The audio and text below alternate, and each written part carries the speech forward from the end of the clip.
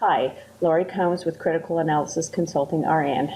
I am a legal nurse consultant that works with attorneys, helping them better understand the medical issues related to their cases. I typically work on cases such as medical malpractice cases, personal injury, as well as criminal cases. I wanted to talk to you today briefly about obtaining emergency medicine records. Now, these records, whether they're electronic or whether they're still on a paper system, consistently have most of the same components, but they may just be in a different type of format.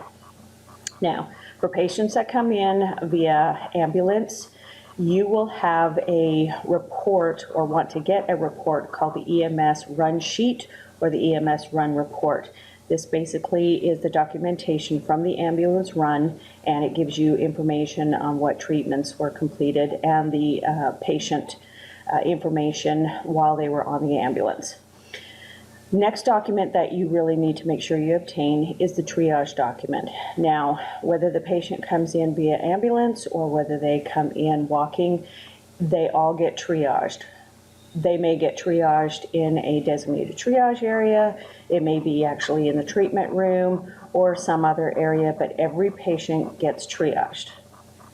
Now, the triage is typically different from the primary nurse's assessment. However, with that being said, the primary nurse and the triage nurse can be the same person, so you may see documentation in both areas from the same person. Next record that you want to make sure that you receive is the emergency room physician's documentation. This will typically include a assessment documentation as well as physician orders and treatments. Now, those usually are also separate documents, and as well as the results.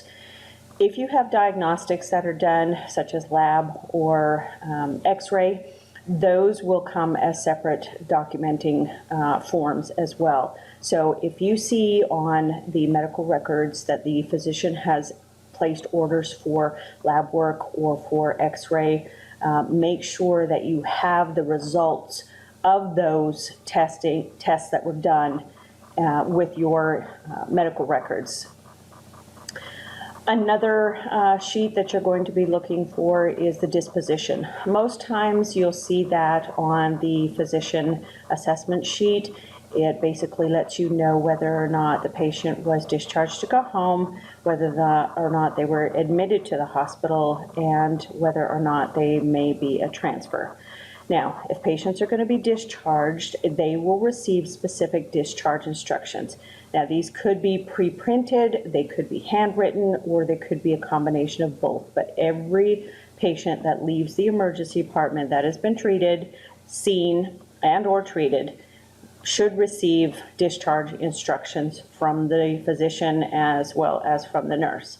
Now, if the patient is going to be admitted, you will also find admitting orders. Most of the time, the emergency room doctor will write the orders from the emergency department. On a rare occasion, the admitting physician will write the orders on the floor. So that is a possibility in case there is no admission orders that you see.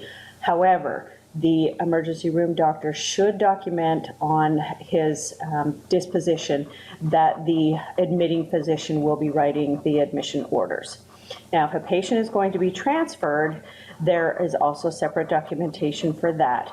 This documentation documents when they spoke with the other receiving facility, who they spoke with, where they're going, and the critical nature of the patient's transfer.